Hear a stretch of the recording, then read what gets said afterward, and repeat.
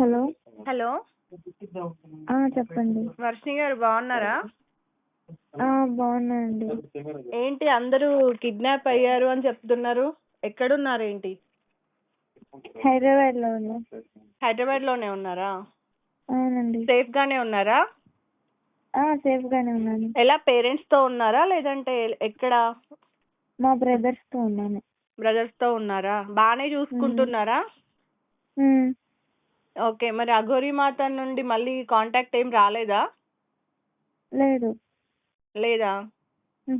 ఎందుకని అంటే ఆ డిసిజన్ తీసుకున్నారు వర్షిణి గారు? అంటే మీరు బీటెక్ చదువుకున్నారు, మంచిగా జాబ్, ఫ్యామిలీ, మ్యారేజ్ ఇట్లా చూసుకోకుండా ఎందుకని ఇలా వెళ్ళాలనుకుంటున్నారు ఈ రూట్ లో? అంటే ఫస్ట్ నుంచి శివుడు అంటే ఇష్టం, సో అలాగా వెళ్ళాలనుకుంటున్నాను. శివుడు అంటే ఇష్టమా? అఘోరి అంటే కూడా కొంచెం ఇంట్రెస్ట్, సో అందుకని. ఎప్పటి నుండి ఉంది మీకు ఈ ఇంట్రెస్ట్?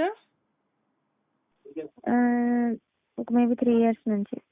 3 years నుండి. అంటే మనకి నార్మల్ గా ఏదన్నా పాయింట్ లో ఇంట్రెస్ట్ రావడానికి ఏదో ఒక పాయింట్ ఉండాలి కదా. అంటే నేను ఈమె పరిచయం ముందు 2 years బ్యాక్ ఒక గురువు గారి దగ్గర అఘోరి దీక్ష తీసుకున్నాను.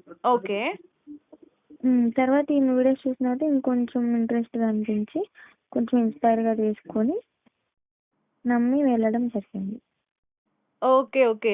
అంటే నార్మల్ గా టీవీలో చూసిన తర్వాతే మీకు అఘోరి గారు తెలుసు కదా? అవును. ఓకే, సో మిమ్మల్ని అయితే ఎవరు ఇన్ఫ్లుయెన్స్ చేయలేదా ఈ టాపిక్ లో? కంప్లీట్ గా మీ ఓన్ డిసిజనేనా? అవును. కంప్లీట్ గా ఓన్ డిసిషన్, ఎవరు ఇన్ఫ్లుయెన్స్ లేదు. ఓకే, సో అఘోరి గారితో మొత్తం మీరు ఎన్ని డేస్ ట్రావెల్ చేశారు? 15 days. 15 days.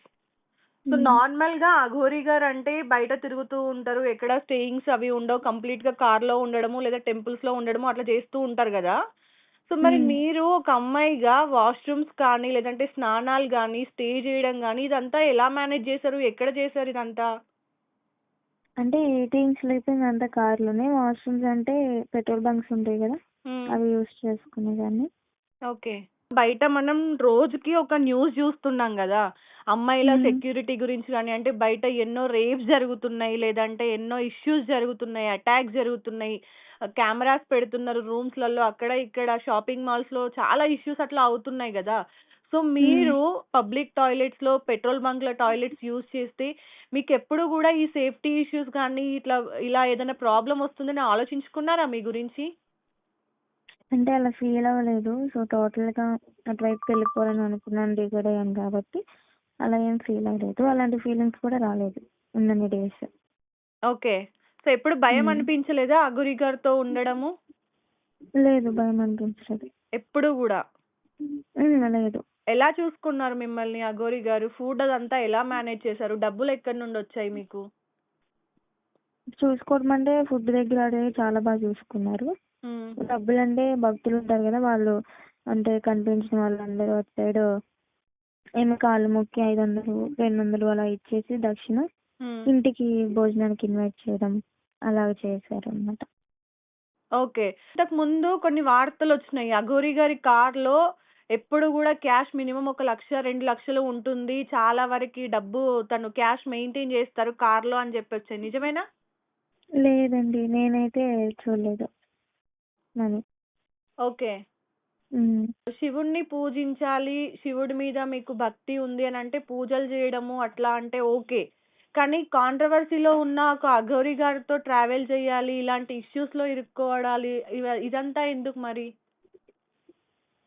అంటే నేను టోటల్ గా అలా అనుకున్నాను కాబట్టి, పూర్తిగా ఇప్పుడు చాలా మంది కుంభమేళకు వచ్చిన వాళ్ళు ఎలా అయితే ఉన్నారో అలాగా మారాలి అని అనుకున్నాను కాబట్టి, సో నేను ఇంక ఈ డెసిషన్ తీసుకున్నాను అనమాట. ఇదంతా చేస్తున్నప్పుడు 23, 24 ఏండ్లు కానీ పెంచిన మీ తల్లిదండ్రులు గుర్తుకు రాలేదా నీకు? మమ్మీతో డైలీ మాట్లాడేదాన్ని, అన్నయ్యతో నాన్నతో మాట్లాడకపోయినా మమ్మీతో మాట్లాడేదాన్ని, డైలీ వీడియో కాల్ కూడా మాట్లాడేదాన్ని మమ్మీతో. వాళ్ళ బాధ అర్థం కాలేదా మరి మీకు?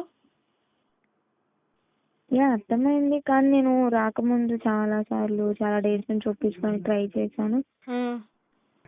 సో అలా ఒప్పించుకొని ట్రై చేస్తాను వెళ్ళాలని చెప్పి వాళ్ళు ఒప్పుకోలేదు. హ్మ్. సో వాళ్ళు ఒప్పుకోకపోవడం వల్ల అంటే నేను చాలా ట్రై చేసా. ట్రై చేయడం అంటే ఒకసారి 2 సార్లు అని కాదు. హ్మ్. చాలా డేస్ నుంచి దాదాపు ఒక 15 డేస్ అలాగే డైలీ అడగడం, బతిమలాడడం. హ్మ్. ప్లీజ్ అమ్మ ఒప్పుకోండి, నేను మంత్లీ 15 డేస్ 10 డేస్ ఇంటికి వస్తాను కదా, ఎగ్జామ్స్కి వస్తాను, ఏదైనా ఫెస్టివల్స్ మన ఇంట్లో ఏదైనా ఫంక్షన్ జరిగినా కూడా వస్తాను అని చెప్పి అలాగే చాలా బతిమలాడారు. వాళ్ళు ఒప్పుకోలేదు. వాళ్ళు ఒప్పుకోకపోవడం వల్ల నా ఓన్ డిసిషన్ అనేది తీసుకోవడం జరిగింది. ఓన్ డిసిజన్ తీసుకున్నారు. దాని వల్ల ఫ్యూచర్ లో వచ్చే మీకు లాభాలేంటి, నష్టాలేంటి? లాభాలు అంటే ఇప్పుడు నేను కొంచెం ఆమె దగ్గర శిక్షరికం తీసుకున్నాను, సాధన అది ఉంది. ఇంకో రకంగా అంటే మీడియా ద్వారా ఈ కామెంట్స్ అవి చూస్తే కొంచెం బాధగా అనిపిస్తుంది. ఓకే. అసలు ఆమె దగ్గర సాధన నేర్చుకోవడానికి ఫస్ట్ ఆమె దగ్గర సాధన ఉందా? ఆమె నేర్చుకున్నారా ఫస్ట్?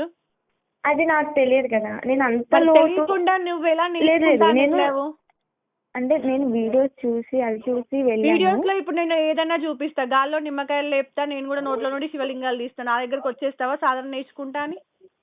లేదు, అలా ఎందుకు వస్తాను? మరి అఘోరి గెటప్ వేసుకొని 4 ఏదో బట్టలు విప్పుకొని క్యూర్ చేయడం చూసాను. ఎలా క్యూర్ చేశారు? ఏం క్యూర్ చేశారు? అంటే మెంటల్లీ కొంచెం మైండ్ బాగుంది పిల్లలు ఉంటారు. మెంటల్లీ బాగాలేని వాళ్ళని డాక్టర్లు కూడా కరెక్ట్ చేస్తారు కదా, మరి వాళ్ళంతా కూడా అఘోరీలు అయిపోతారా? ఐ మీన్ ఆయనకి మాట సరిగ్గా రాదు, నడవడం రాదు, మైండ్ మెచ్యూర్ లేదు. అలాంటి మెంటల్ ప్రాబ్లం ఉంది అని చెప్పి బయట వార్తలు ఉన్నాయి కదా, ఆమెనే మెంటల్ గా బాగాలేదు అఘోరి గారే అని బయట వార్తలు. ఇవన్నీ నేను తీసుకోలేదండి. నేను ఆమె మా ఇంట్లో ఉన్నప్పుడు ఆమె దగ్గర ఉండి చూశాను. ఓకే, నాకు మంచిగా అనిపించింది, కరెక్ట్ అనిపించింది. ఆమె నేను నమ్మాను కాబట్టి, నమ్మడం వల్ల నమ్మకం ఒక్కటే ఇక్కడ స్ట్రాంగ్ అండి. నేను నమ్మాను స్ట్రాంగ్ గా, సో అందుకే వెళ్ళడం జరిగింది. జెన్యూన్ పర్సనా? నాకు జెన్యూన్ గానే అనిపించారు. నాకు ఎక్కడ తప్పని హరాస్మెంట్ చేశారు అని చెప్పేసి మీ బ్రదర్ చెప్తున్నారు కదా, సో ఆవిడ ఫస్ట్ ఒక మెయిల్ అందుకే నేను మా అన్నయ్యతో మా పేరెంట్స్ తో, మా డాడీతో, మా అన్నయ్యతో మాట్లాడాను. అందుకే, ఎందుకంటే అబద్ధాలు చెప్పారు కాబట్టి. మీరు అబద్ధం చెప్తున్నారని వాళ్ళు అంటున్నారు కదా, వీడియోస్ కూడా ఉన్నాయి కదా. ఇప్పుడు ఒక వీడియో ఉంది. వీడియోస్ అంటే ఒక వీడియో ఉంది విష్ణు మీద పడుకుని, అది పక్కన మా మమ్మీ కూడా ఉన్నారు, మీరు గమనించలేదు. మా మమ్మీ పక్కన మా డాడీ ఉన్నారు. మా డాడీ పక్కన అది ఒక చిన్న సరదాగా ఉన్నప్పుడు. సరదాలో అఘోరి అలా చేస్తారా? అఘోరీస్ అలా ఎవరైనా సరే. ఈ కాంట్రవర్సీలో అక్కడ జరిగిన విషయం పక్కాగా ఏం జరిగింది నాకు తెలుసు.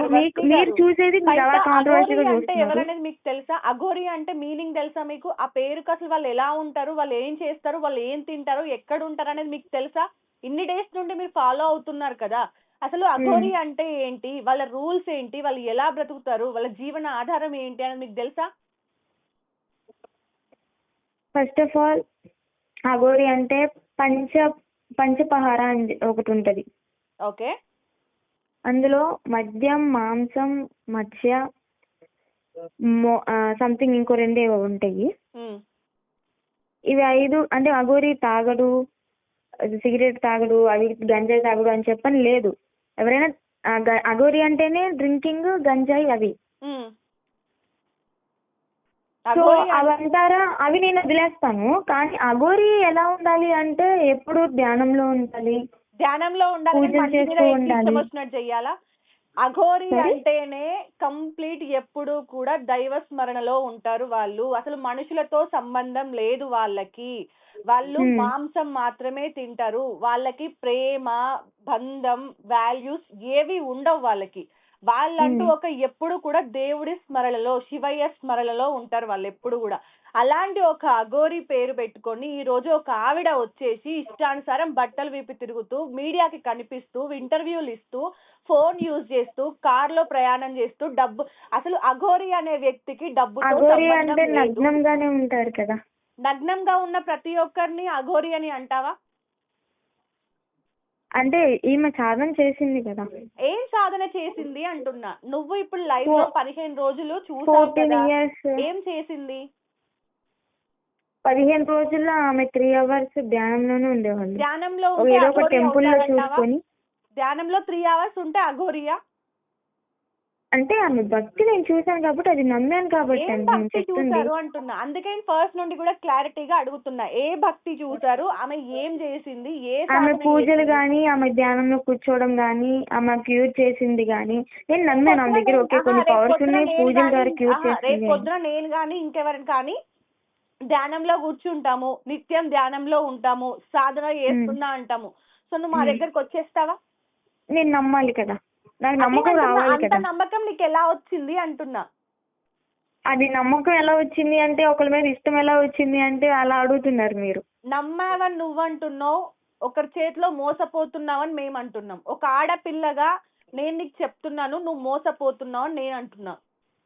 ఓకే, ఇప్పుడు తీసుకొచ్చారు కదా, నా తప్పు నేను తెలుసుకుంటున్నాను కదా.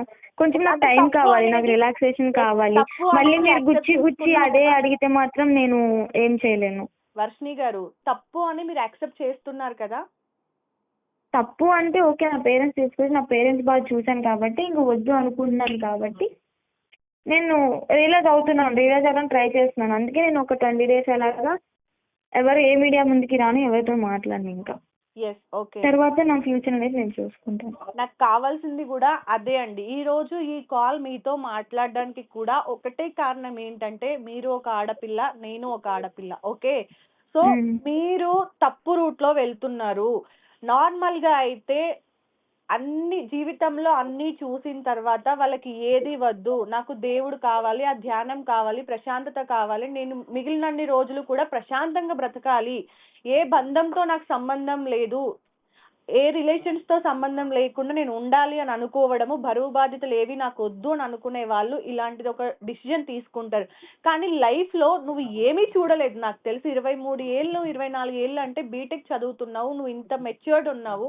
సో ఎందుకని మంచి జాబ్, నీకు పెళ్లి ఇష్టం లేదు అంటే ఎవరు ఫోర్స్ చేయరు, ఇంట్లో వాళ్ళు ఫోర్స్ చేయరు, లేదంటే బయట సమాజం ఫోర్స్ చేయదు, నీ ఇష్టం, అది నీ ఓన్ డిసిజన్. అది జాబ్ చేసుకోవచ్చు, ఫ్రెండ్స్ ఉన్నారు, ఫ్యామిలీ ఉంది, నీకు ఇంత మంచి లైఫ్ స్టైల్ ని వదులుకొని ఎవరో చెప్పిన అంటే వీడియోస్ వల్ల ఫేమస్ అయిన ఒక మనిషిని అఘోరి అనుకొని అక్కడికి వెళ్ళి ఇబ్బందులు పడుతూ వాష్రూమ్లలో ఎక్కడో స్నానము అవి చేస్తూ ఎంత రిస్క్ లైఫ్. ఎక్కడన్నా ఎవరన్నా కెమెరా పెట్టి బయటికి లాగితే అప్పుడు నీ పరిస్థితి ఏంటి, నీ ఫ్యామిలీ పరిస్థితి ఏంటి?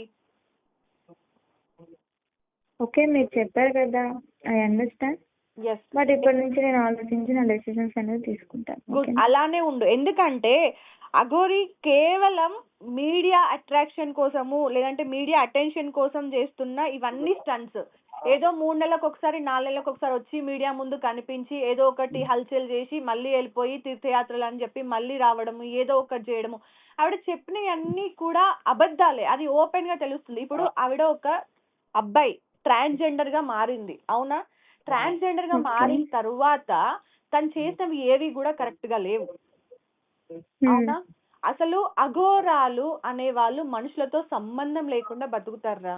వాళ్ళు మీడియాకి అసలు కనిపించరు. ఓకే, నార్మల్ గా నువ్వు కుంభమేళాకి వెళ్ళుంటే గనుక కుంభమేళాలో కొంతమంది అఘోరాలు వాళ్ళని క్యాప్చర్ చేయడానికి ట్రై చేసినా కూడా కొడతారు, లేదంటే ఏదో ఒక అటాక్ చేయడానికి ట్రై చేస్తారు. ఓకే, అసలు కనిపించరు కూడా ఫస్ట్.